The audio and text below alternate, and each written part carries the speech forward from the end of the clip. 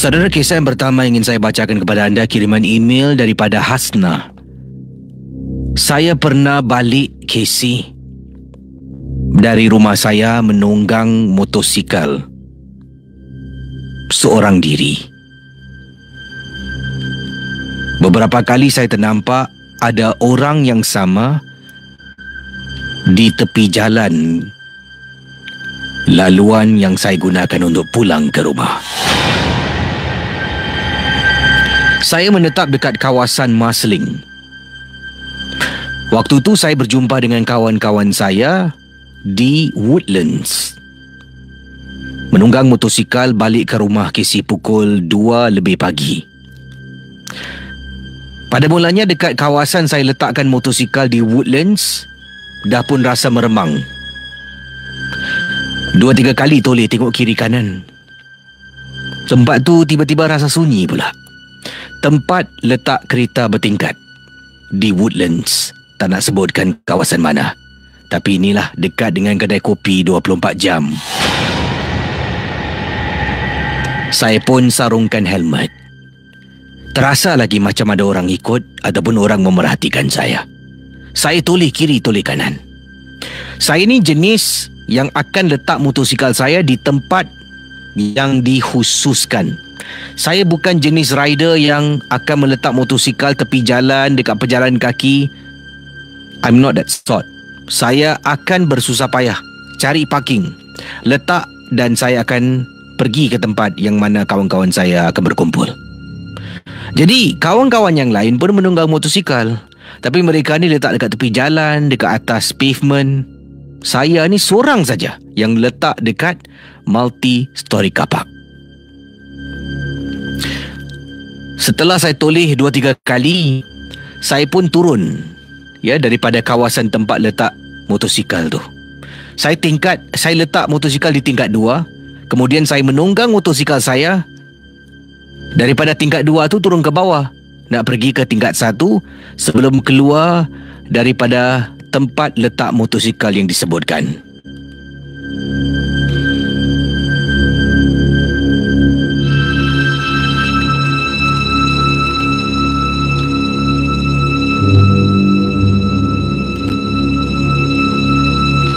Anda bayangkan,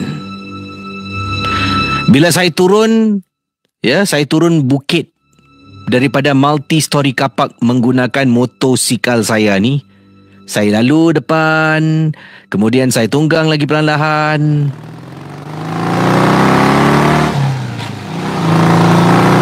Sampai dekat tingkat slope nak turun ke bawah tu, KC, saya ternampak ada perempuan ni tengah diri tau. Tak naik, tak turun, sedang berdiri tegak. Saya tersentak, KC. Bila saya belok tu, saya pusing sempat toleh. Masih ternampak perempuan tu sedang berdiri dekat slope. Pusing, turun satu lagi, turun keluar dari kapak. Saya belok sebelah kiri. Dan terus berdesut, KC katanya di sini. Berdesut saya untuk pulang ke rumah dekat kawasan Marsiling. Dan bila saya lalu dekat kawasan ni, dekat Marsiling nak pulang ke rumah saya ni tinggal dekat kawasan Marsiling, blok 2 digit. Tempat ni tempat rumah lama, KC. Seram. Tiba-tiba saya nampak dekat tepi jalan, betul-betul berdekatan dengan sebuah rumah. Rumah ni adalah sebuah rumah sewa. Rumah sewa, tapi bukan milik Singapura. Faham-faham je lah dekat mana yang saya maksudkan. Dekat kawasan tu saya nampak perempuan yang sama, KC, berdiri dekat tepi jalan, sedang berdiri tegak memandang ke satu arah. Tengah tunggang motosikal ni.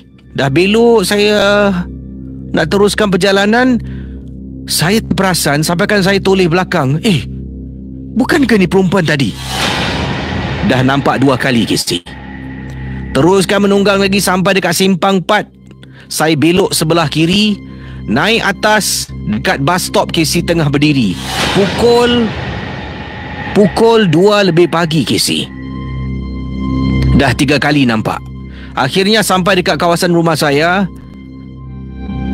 Saya tahu kalau balik pukul 2 pagi, multi-story car park bahagian bawah dah tak ada lagi dah, tempat kosong. Kena naik tingkat 2, KC. Oleh kerana saya takut, Saya ni jenis yang saya katakan akan patuh undang-undang. Tapi waktu tu memang saya sedang takut. Apa yang saya buat? Saya pun letakkan motosikal betul-betul dekat tepi blok rumah saya. Buka helmet. Baru nak jalan, bau harum Casey. Ya Allah ya Tuhanku. Wanginya katanya di sini. Anda bayangkan harumnya. Wanginya. Dalam hati saya membaca surah Al-Fatihah dan saya teruskan perjalanan untuk pulang ke rumah. Tengah jalan, bau harum tu macam ikut saya Casey. Daripada saya letakkan motosikal di tepi blok, tengah jalan dekat Marsiling, blok double digit. Dia boleh ikut Casey bau sampaikan depan lift. Saya tekan butang lift nak masuk dalam lift. 2 kali saya tarik nafas. 2 kali Casey. Saya toleh kiri kanan tapi memang tak nampak apa-apa. Dalam hati, ya Allah, takkan dia ikut aku balik? Saya tetap buat bodoh, tak nak layan. Saya teruskan perjalanan untuk pulang ke rumah. Sampai atas depan pintu rumah,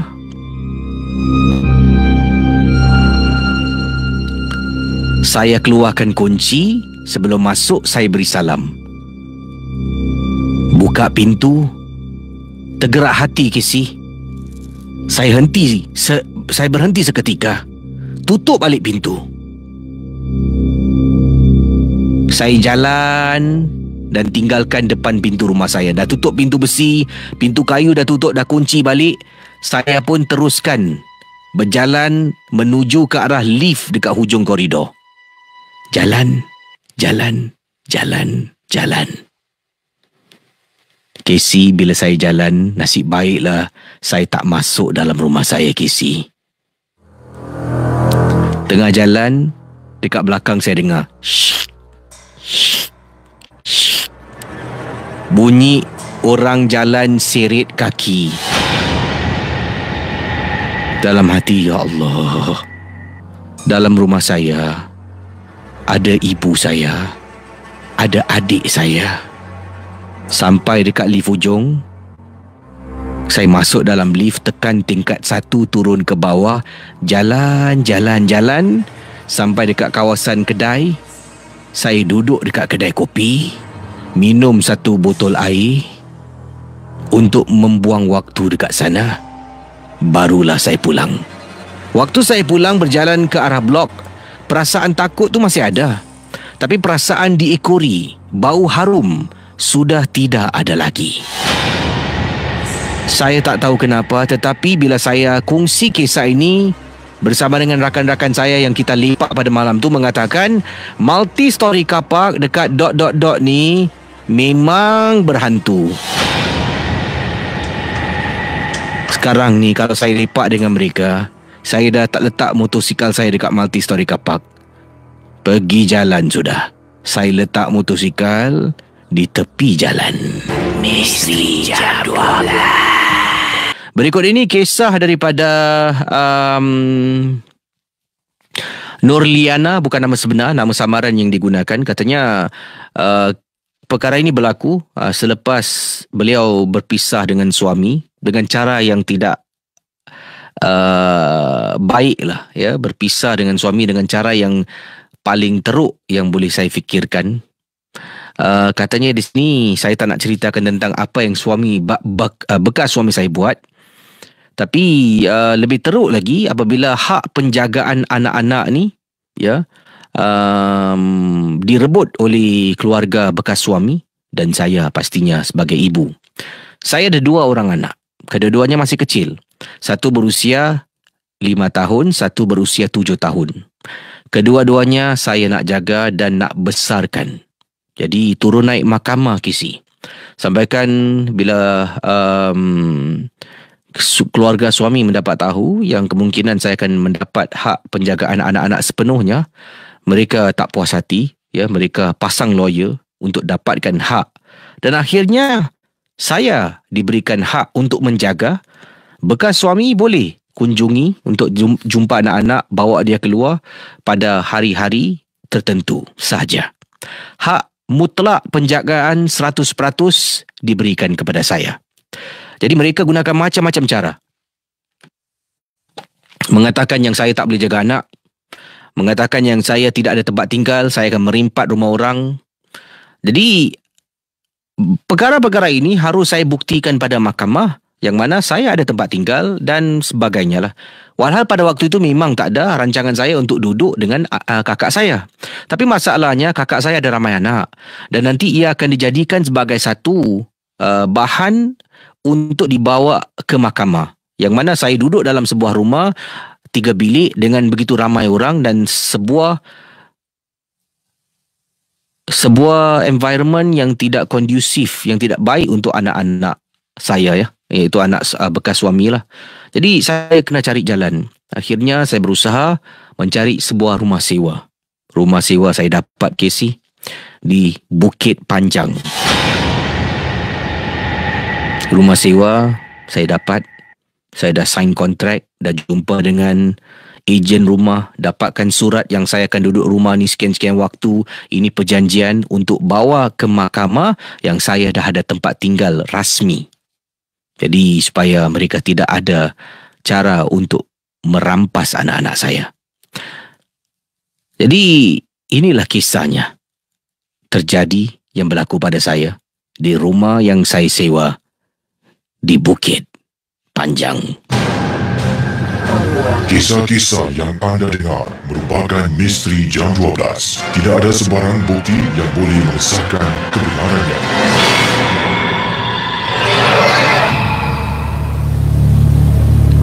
Setelah saya tinggal di rumah tu selama hampir 3 minggu. Ini selepas saya jumpa bekas keluarga suami di mahkamah. Mula berlaku perkara-perkara ganjil depan rumah. Anak saya 5 dengan 7 tahun. Saya juga bekerja. Jadi bila saya keluar pergi kerja, anak saya akan saya hantar ke rumah ibu saya untuk dijaga, baru saya pergi kerja. Balik saya akan ambil dan pulang ke rumah. Itu pun dijadikan isu. Katanya saya bekerja, siapa nak jaga anak-anak? Kemudian saya katalah, ibu saya akan jaga. Kenapa pula ibu? Kan susah. Anak-anak tu kesian kena sana ke hulu ke hilir. Kemudian saya tetap dengan pendirian saya. Ibu saya ni tinggal di sebuah rumah sewa, tak nak cakap tempat kawasan mana, dengan seorang adik saya, dengan ayah saya. Satu bilik tidur saja. Jadi memang tidak bolehlah anak-anak saya dengan saya tinggal di sana. Rumah saya di Bukit Panjang yang saya sewa. Saya tengah duduk waktu malam dekat ruang tamu, tengah buat paperwork kisah nak habiskan kerja saya. Anak-anak dah tidur. Tengah duduk ni dekat koridor, dengar bunyi orang berjalan dengan gelang kaki. Bunyi loceng gelang kaki. Saya sampai terhenti seketika. Dalam hati ni bercakap, siapa pula yang jalan dengan gelang kaki berloceng malam-malam ni? Diam, tak apa, buat kerja lagi, buat kerja. Casey makin menjadi-jadi, Casey. Bunyi gelang kaki dekat luar rumah. Malam pertama selepas 3 minggu saya tinggal dekat rumah ni. Kemudian malam kedua selepas 3 minggu sama juga. Waktu malam bunyi gelang kaki, anak-anak dah tidur dah. Saya tengah buat paperwork lagi. Menakutkan. Tapi itulah, saya buat bodoh tak indahkan. Casey, setelah 3-4 malam saya dengar bunyi gelang kaki. Malam keempat tu, sebelum tu saya jumpa dengan seorang kenalan saya lah, tak nak sebut lah siapa kenalan, saudara, mungkin kawan. Saya beritahu tentang gelang kaki bunyi loceng depan rumah. Dia kata, hati-hati Benda-benda yang berloceng ni adalah mainan jin ataupun syaitan.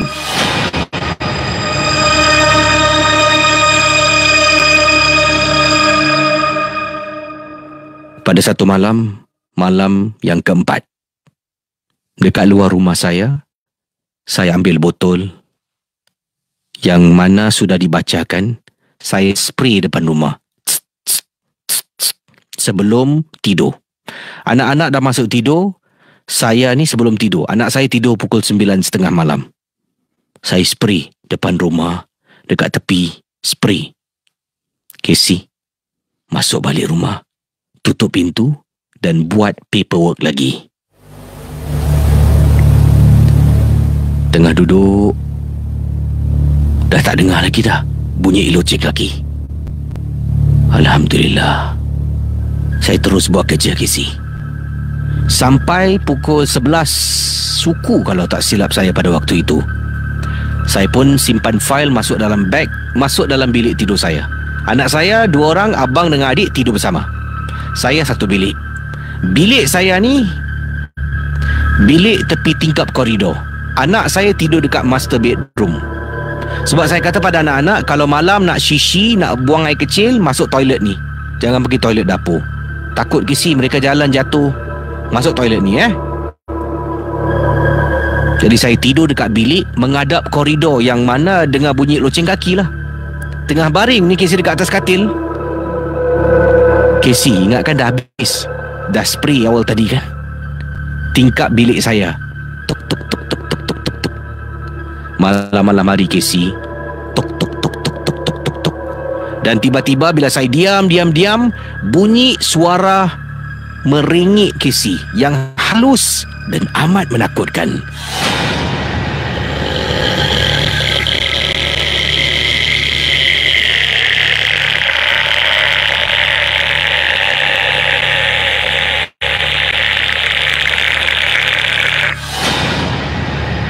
Astaghfirullahalazim.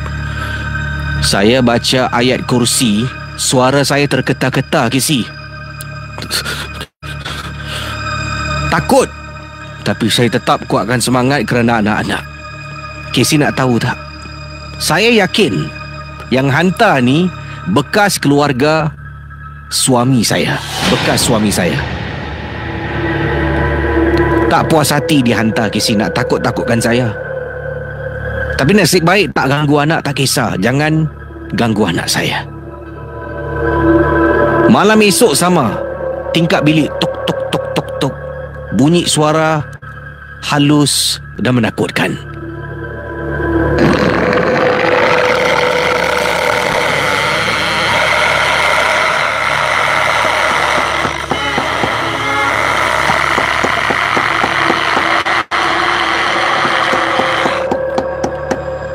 Sambil saya dengar suara, dengar ketuk tingkap, Casey. Baca lagi ayat kursi, baca lagi dalam hati, ya Allah, lindungilah aku dengan anak-anak. Sampaikan benda ini berlaku dah masuk 2 minggu. Pada satu malam,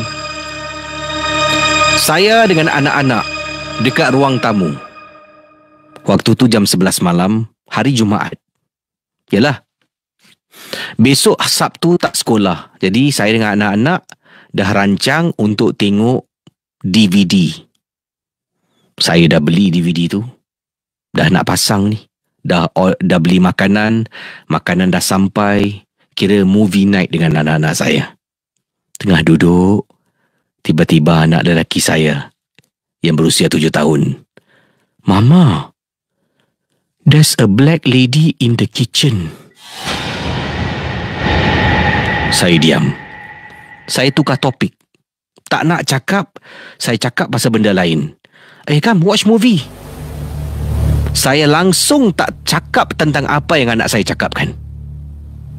Dah play button, duduk. Anak saya lelaki ni asyik terjenguk dekat dapur. Tengok dekat dapur. Jenguk. Mama. There's a black lady in the kitchen. Bayangkan pendengar Ria 897 FM. Saya masih tak layan anak saya. Saya diam. Tengok TV, tengok. Anak saya tadi berkali-kali tengok dapur kan. Tengok dapur, duduk kat sofa, tengok dapur. Duduk kat sofa, tengok dapur. Sampaikan satu waktu tu anak saya dengan adiknya 5 tahun toleh belakang. Tengah tengok, toleh belakang. Mama, the black lady is behind us. Saya perlahankan suara TV. Saya baca ayat kursi sambil saya peluk anak saya kiri dengan kanan kuat-kuat.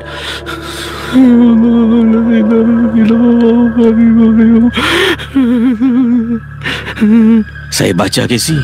Baca. Rasa meremang Casey, meremang. Mama, I'm scared. Mama, I'm scared. Baca dan baca. Pendengar Misteri Jam 12. Baca sampai habis Casey. Anak saya, Mama. Tiba-tiba perasaan meremang. Perasaan seolah-olah ada benda dekat belakang.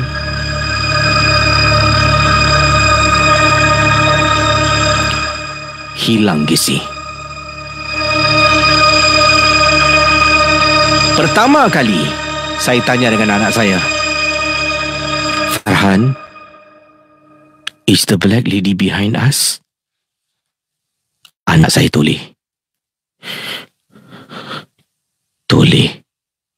Mama, the black lady is not there. Misteri Jam 12.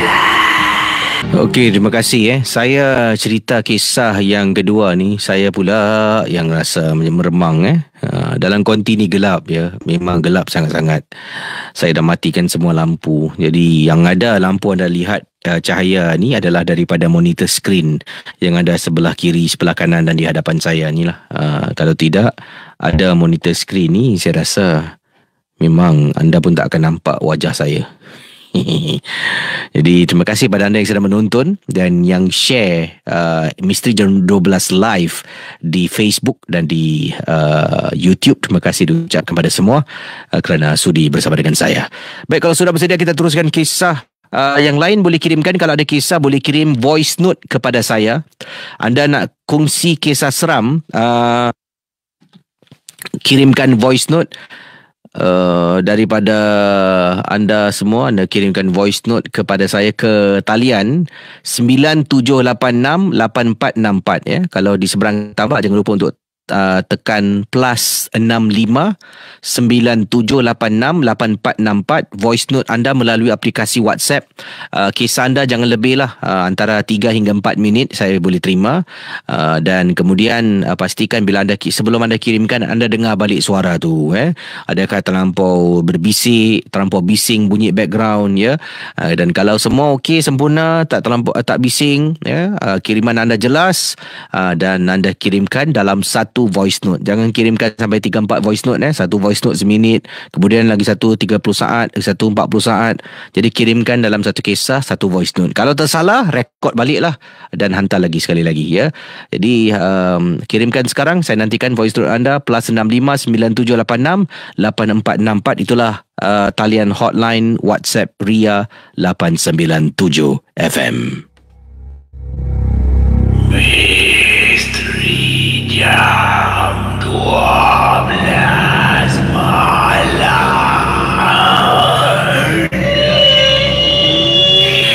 Misteri Jam 12.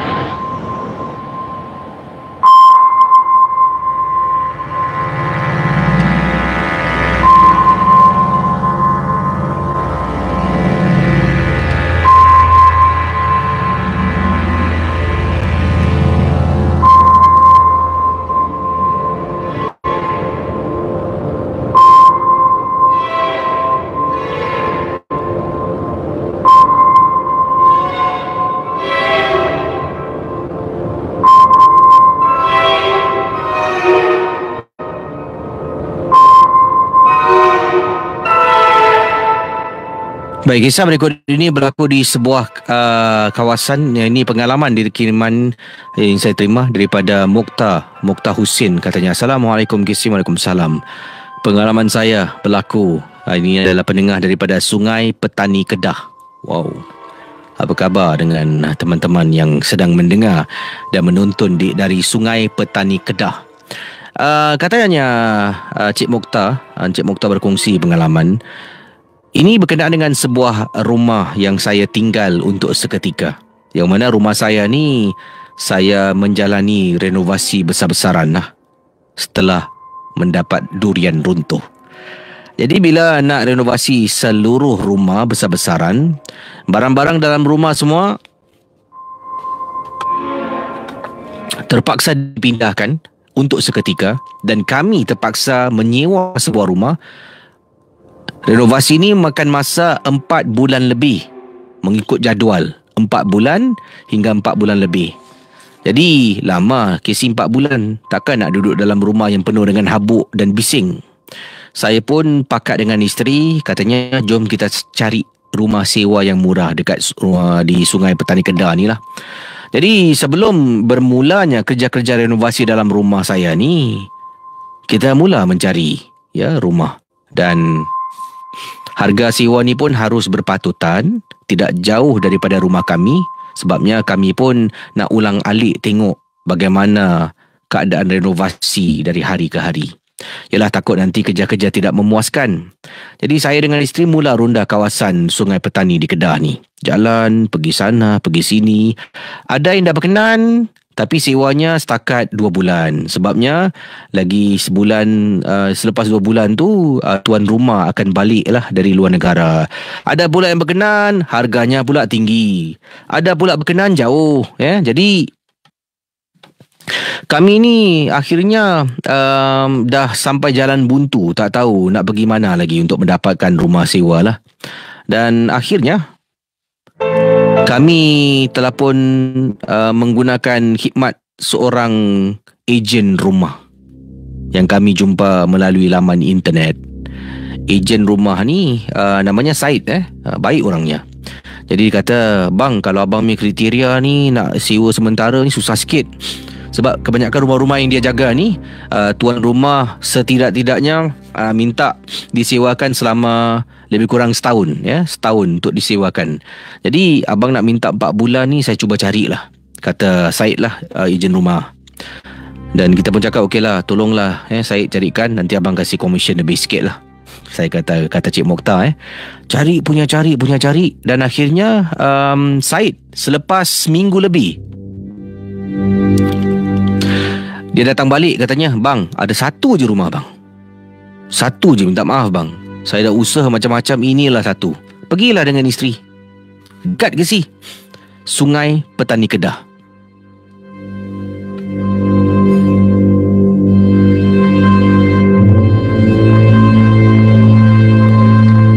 Saya dengan isteri pergi, tengok keadaan rumah ni, rumah teres. Bahagian hujung ke si, corner terrace. Okey lah, corner terrace. Jadi saya pun kata, okey, harga pun sedikit tinggi, tapi nak memilih pun dah susah sekarang, masa dah suntuk. Kita patut teruskan renovasi, kalau tidak nanti lambat. Kita pun pindah ke rumah baru ni, saya dengan isteri. Kita berdua saja. Barang-barang tak banyak kita bawa bersama. Apa yang patutlah je lah. Saya ni bekerja home base, iaitu bekerja dari rumah. Isteri saya bekerja di office. Jadi saya lebih kerap ada di rumah daripada isteri saya.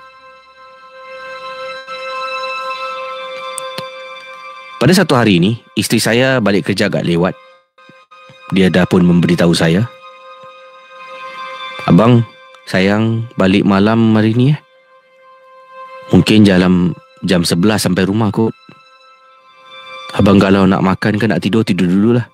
Yalah. Saya pun naik atas katil. Dah pukul 10, saya pun dah mengantuk. naik atas katil, tidur Casey. Tidur. Kemudian saya cuba tahan mata sikit, nak tunggu isteri balik lah. Mata saya makin kuyu, makin kuyu, makin kuyu, sampai saya terus terlelap dan tidur. Jadi apa yang berlaku? Saya pun toleh, pusing, miring badan. Selepas saya tidur ni, saya toleh dan miring badan saya untuk tukar posisi saya tidur.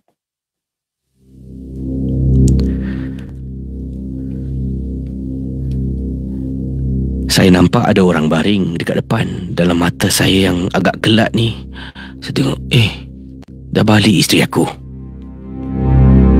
Tengah baring ke si? Dengan mata saya tutup, saya tanya, "Ma, pukul berapa balik? Asal tak kejap abang tadi?" Saya tertidur ke si? Tak tahulah isteri saya jawab soalan saya ataupun tidak. Saya tengah tanya ni, saya tutup mata, tertidur balik. Tapi masalahnya bila saya tidur, saya terganggu ke si? Sebab lazimnya isteri saya kalau tidur, dia akan miringkan badan, wajahnya akan memandang ke arah saya, tangannya akan letak dekat bahu saya, seolah-olah macam nak peluk. Jadi waktu tu bila saya nampak isteri saya dah tengah baring melurus ke si. Saya pun buka mata perlahan-lahan, saya buka mata. Gelap bilik saya gelap. Ma. Astaghfirullahalazim. Terperanjat saya Casey. Saya bangun, lompat dari katil, pergi dekat pintu, buka lampu. Saya tengok atas katil. Astagfirullah.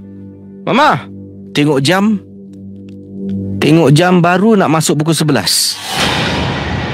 Isteri saya belum balik Casey. Isteri balik 11 lebih. Sekarang baru nak masuk jam 11. Astagfirullah. Casey, saya nampak apa Casey? Dekat atas katil, pocong sama berbungkus macam makhluk pocong baring atas katil sama di sebelah saya.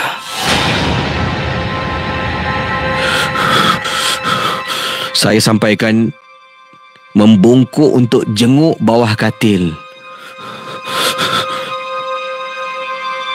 Tak ada orang. Bayangkan,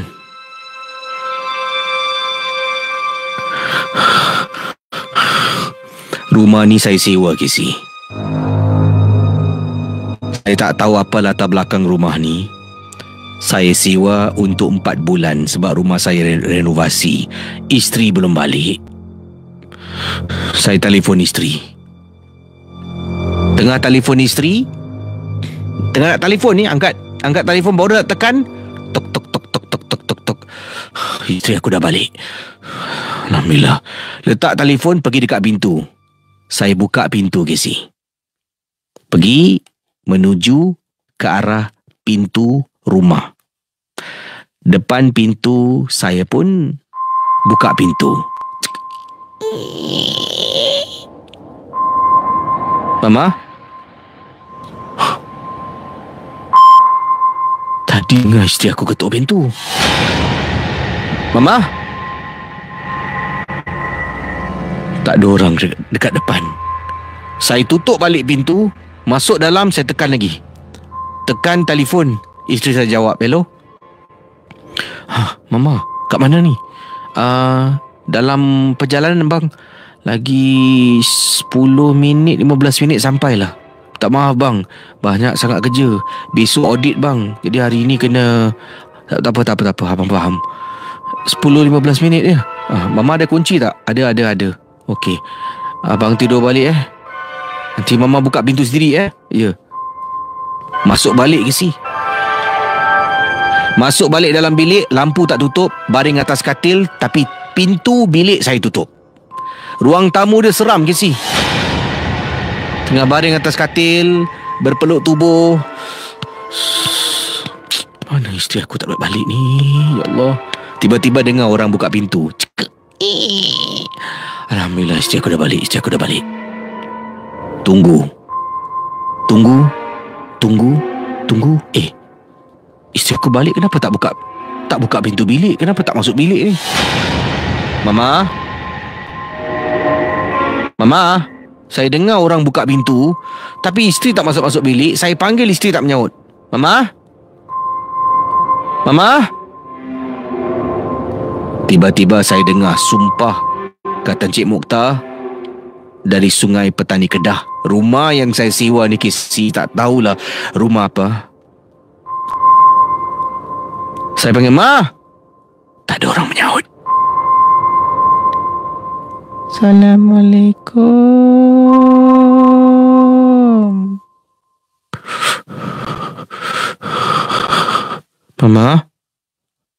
Mama ke tu? Ma, jangan main-main, Ma. Misteri Jam 12.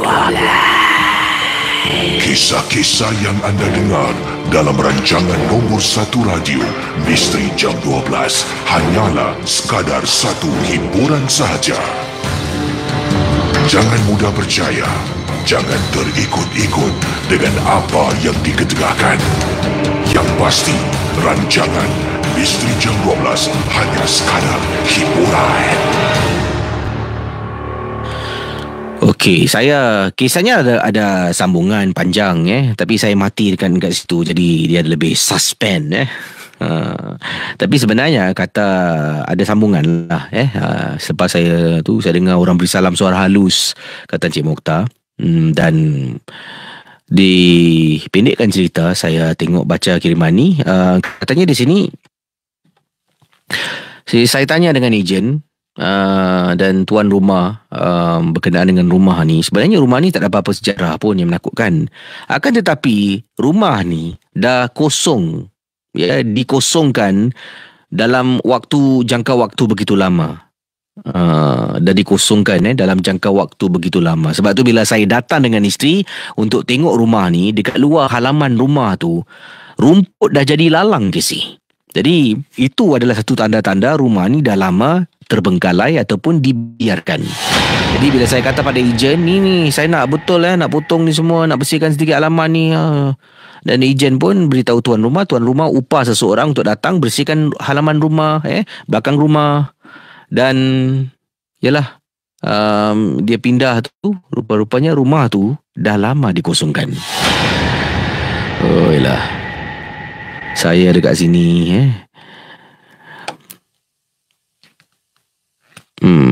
saya dekat sini, saya pula yang rasa seram. Tiba-tiba hari ni cerita seram-seram pula Kenapalah saya pilih cerita seram. Baik, terima kasih semua. Dan pada anda sedang mendengar Misteri Jam 12, yang sedang mendengar, yang ada di Facebook, di Instagram pula, di Facebook, di YouTube dan dengar live melalui Mi Radio ataupun FM Radio. Terima kasih. Ada kata di sini, Casey sedang mendengar live. Casey, saya tengah dengar live di rumah dengan adik saya. Maklumlah cuti sekolah, dapat dengar MJ12 pada hari Rabu. Kalau tidak, YouTube je lah Casey. Anyway, kisah malam ni seram. Saya daripada tidur atas katil, adik saya tidur atas katil, sebelah menyebelah, single bed. Kita terus tolak katil. Rapat kan? Seram sih. Anyway, good. Cerita malam ni best. Okey, terima kasih. Kita ada Nik Hasnah. Nik Hasnah pula. Nik Rosnah. Nik Hasnah. Nik Rosnah kata, Assalamualaikum, Kisi. Waalaikumsalam. Saya Zulhilmi dengan Ninik saya sedang mendengar. Amboi, comelnya cucu dengan Ninik dengan MJ12 MJ12 malam ni best lah kisah yang diceritakan. Harap dapatlah ketengahkan lagi kisah yang best-best. Terima kasih pada Zulhilmi dan ini anda, Nik Rosnah. Kita juga ada siapa ni? Kisi, saya masuk JB Kisi. Ini dia katanya dekat JB, dekat kawasan custom ni pun ada yang mendengar MJ12 Kisi. Oh ya ke? Okey, terima kasih kerana mendengar MJ12. Yang ini daripada Encik Rahman katanya, bro tengah memandu Grab dari Malaysia sekarang ini, ya, di kawasan Johor. MJ12 malam ni mantap, keep up the good work. Salam daripada saya di Johor Bahru. Okey, terima kasih. Itu antara kiriman komen yang saya terima melalui aplikasi WhatsApp di WhatsApp talian hotline Ria 897. Jangan lupa kirimkan voice note. Saya perlukan voice note dari anda. Anda kirimkan sekarang voice note kisah misteri anda yang anda boleh kongsi. Dan Assalamualaikum KC, cerita malam ni memang best, terbaik daripada Ajit dan Yasmin dari Cermai 3 Taman Kota Masai Pasir Gudang. Okey, terima kasih pada anda, ya, Yasmin dan Ajit, ataupun Ajit dan Yasmin. Kita ada siapa lagi ini daripada di mana ni, di YouTube, saya dari Bedok SG. Okey, namanya siapa ni, Irin Aida. Novia Santi teringin nak pergi Singapura jumpa dengan Casey. Tak payahlah jumpa saya kat Facebook ni, ni live ni YouTube, mana ada dulu 20 tahun yang lalu tak ada kaedah teknologi ni, jadi sekarang dah ada, senang. Ni boleh jumpa ni, berjumpa di alam siber. Azmin Wan, Assalamualaikum KC. Waalaikumsalam. Muhammad Hazim, saya dari Putrajaya KC. Okey, terima kasih orang Putrajaya. Hai KC, hello. Mira Kis. Seterusnya Kamarudin Nora Yurallah. Dia ketawa ketawa siapa saya tak tahulah. ZYY Gamer KC Power, terima kasih. Arif Irfan, hai KC dari KL. Apa khabar orang Kuala Lumpur, ya? Apa khabar orang KL? Lama sudah tak berjumpa. Ewa. Zul Hakim, Assalamualaikum KC. Waalaikumsalam dari Sabah. Sabahan, apa khabar? Kita juga ada yang ini, daripada Nur Atika. Katanya Assalamualaikum Nur Atika. Waalaikumsalam dari Pasir Mas Kelantan. Apa khabar orang Kelateh, ya? Kecek Kelateh ke sini, Yang seterusnya kita juga ada Nur Atika, yang ini Natasha Zulaika. Salam kenal KC dari Shah Alam Section 7. Okey, terima kasih pada anda. Assalamualaikum KC Zulfakri. Waalaikumsalam warahmatullahi taala wabarakatuh. Dari Sub It's Iza, salam dari Ishun. Terima kasih orang Ishun. Kita juga ada siapa lagi sedang mendengar, yang ini daripada Said Adni dari Shah Alam Selangor. Memang mantap MJ12. Terima kasih. Itu antara kiriman yang saya terima di Facebook, di YouTube, ya. Terima kasih pada anda. Dan saya akan teruskan kisah, mungkin satu atau dua lagi kisah sebelum saya berehat seketika. Malam ni rasa seronok, nak kongsi lebih banyak kisah. Jadi itu dari tadi saya on air belum main lagu lagi, Jadi lagi 2 kisah. Dan kalau ada voice note, kirimkan sekarang kisah anda melalui voice note. Saya akan cuba ketengahkan voice note anda. Kirimkan segera ke talian +65 9786 8464, ya, +65 9786 8464.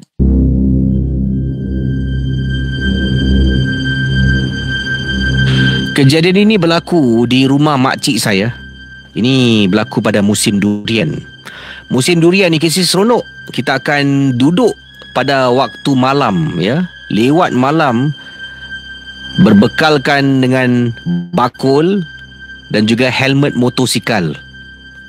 Nanti kita duduk dekat one corner, katanya Roy, kata Roy lah, duduk dekat one corner dengan saudara saya. Tengah duduk sambil isap rokok, kita akan berborak-borak. Nanti akan dengar bunyi tup, tup, tup. Itu bermakna durian jatuh. Dan helmet ni memang penting. Kalau tengah jalan nak cari durian jatuh dengan lampu solo, tiba-tiba lagi satu durian jatuh kena kepala, bocor KC. Jadi kita akan gunakan, ya, helmet. Saya dengan saudara saya akan lari masuk dalam. Lari, tak payah bawa bakul. Kita tengok solo mana dulu. Okey, sana, nampak? Saya dengan saudara saya lari, ambil durian, keluar balik, masuk dalam bakul. Jadi itu yang kita buat.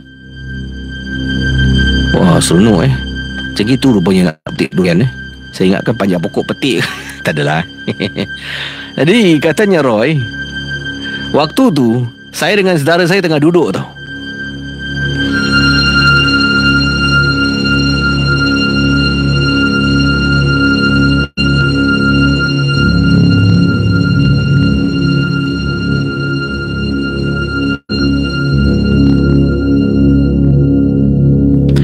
Tengah duduk, durian jatuh lagi.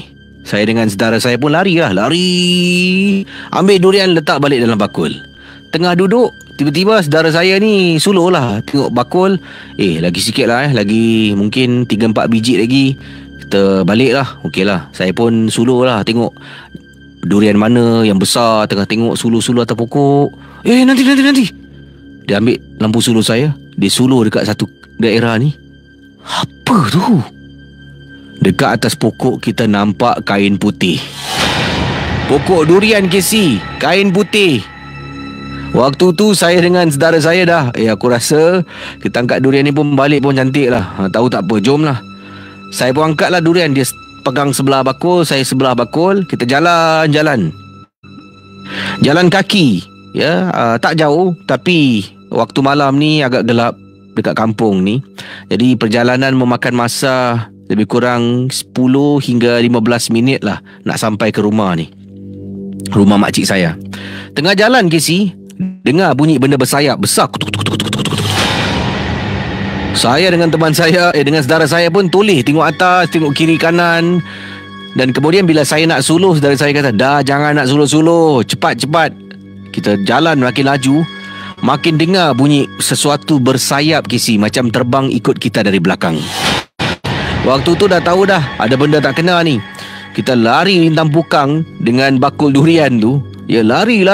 Sampailah dekat satu kawasan ni. Nampak rumah makcik saya. Dalam hati, ya Allah, terima kasih lah. Kita lari sampai dekat depan. Tiba-tiba dengar bunyi perempuan menangis, Casey. Sumpah, ini kejadian berlaku pada saya. Terjadi pada Roy dan juga saudara saya. Dengar perempuan menangis. Anda bayangkan waktu tu dalam malam, seorang diri dalam hutan.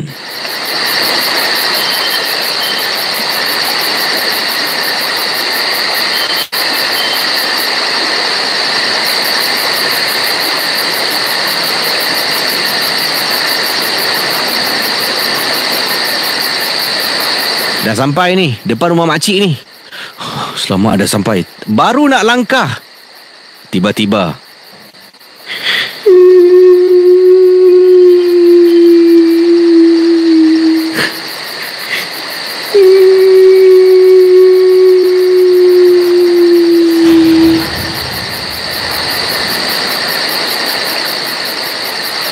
saya tengok saudara saya tengok saya. Bab ni kelakar sikit. Dah lah semalaman penat lelah tunggu durian turun. Bakul durian kita tinggalkan, lintang pukang lari, Casey. Balik rumah, sampai depan pintu, tuk. Assalamualaikum.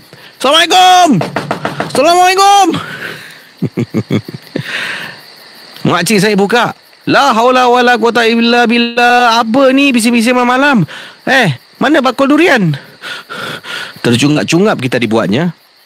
Kemudian saya kata pada makcik saya lah, kata, bakul durian dekat belakang lah. Mak Long ikut kejap ambil durian kenapa tak bawa naik? Panjang cerita. Mak Long saya pun keluar dengan saya, dengan saudara saya. Jalan sampai dekat kawasan tu. Oi, jauhnya tinggalkan durian. Angkat bakul saya dengan saudara saya. Mak Long saya dekat depan jalan. Kita jalan berebut-rebut, Casey. Semua nak dulu. Termengah-mengah dibuatnya. Sekian, terima kasih. Ayolah. Okeylah, seram juga malam-malam tengah lepak dekat ladang durian. Tiba-tiba nampak kain putih. Siapa yang tak lari Misteri Jam 12. Assalamualaikum warahmatullahi wabarakatuh. Selamat malam, Casey. Nama saya Citra. Waalaikumsalam. Saya pendengar setia daripada Hong Kong. Saya kerja di Hong Kong sudah 4 tahun lebih. Saya punya job jaga bos laki-laki saya yang terkena sakit MND. Bos saya sakit dah 5 tahun dan saya jaga dia 4 tahun lebih. So saya datang sini, dia masih boleh bergerak lah. Tapi jari kelingking dia, kalau tak silap saya, yang bagian kiri yang tak boleh bergerak. Lama-lama punya masa, dia lumpuh total, tak boleh bergerak. And 2016 dia tak boleh bernafas tau. So kena pakai alat bantu, breathing machine pula dia nafas. Dia pakai breathing machine ni, kena operate kat leher dia, taruh tube kat dalam macam tu tau. So dia tak boleh makan, tak boleh minum air, tak boleh berbual. Macam mulut dia boleh bergerak berbual macam, tapi tak keluar suara lah. And pasal tu dia kena operate juga kat perut dia, taruh PEG, tube boleh buat minum susu, minum obat macam tu lah. So job saya hanya jaga dia, and ada lagi satu pembantu buat kemas rumah and masak. And bulan lepas di 20 pak bos saya meninggal Casey. Tiba-tiba je pagi dia sesak nafas, macam tak boleh nafas lah. Pelan SpO2 dia turun. So saya panggil majikan saya, suruh telefon ambulans. Telefon ambulans, masuk hospital. Kalau tak silap 15 minit after sampai hospital, pak bos saya meninggal dunia. And semalam adalah upacara pembakaran jenazah dia. So semalam malam saya pergi tempat dia orang punya sembahyang. And then bos saya itu Kristin. So ada apa yang patut dia orang buat sembahyang lah. And ending semua orang kena tengok dia punya jenazah kan. Jenazah dia taruh kat dalam satu ruangan macam tu. So satu persatu semua orang tengok dia punya jenazah. Saya last tengok. Saya memang sengaja saya last tengok pasal saya nak tengok dia lama-lama, berdiri kat tepi jenazah dia lama-lama. Sedih kan sih. Dia orang jaga saya baik, tak macam helper tau. Dia orang jaga saya baik macam family. So saya pun jaga dia macam bapak saya sendiri. Saya sadar nangis kayak macam macam ditinggal bapak saya sendiri meninggal macam tu tau. Saya nangis meratap dia, tengok jenazah dia lama 10 minit lebih saya berdiri kat tepi dia. Lepas tu saya keluar. Di ramai-ramai tu orang kat luar. Saya ternampak tu Casey. Tak tahulah itu memang betul ke arwah bos laki-laki saya ke hanya ilusinasi saya tak tahu lah. Tapi saya nampak dia macam dia senyum je tengok saya. Senyum je, macam muka dia semua everything sama macam dia sebelum dia meninggal lah. Tapi tak tahulah itu memang ilusinasi saya saja ke memang itu benar adalah arwah pak bos saya. Terima kasih Casey. Dari dulu saya pendengar setia NC12 dari 2009 time saya kerja kat Singapura sampai saya kerja kat Hong Kong. Wassalamualaikum warahmatullahi wabarakatuh. Waalaikumsalam warahmatullahi wabarakatuh pada pendengar kita dari Hong Kong. Jadi bosnya, majikannya baru saja meninggal dunia, dan kemudian awal tadi katanya terasa macam ternampak majikannya datang kembali. Dan dia sayang majikan kerana majikannya, seluruh keluarganya menganggap dia dah macam keluarga. Kita kembali sebentar nanti. Akhirnya saya akan berehat. Dan saya akan akhiri Facebook dan YouTube Live. Bye-bye.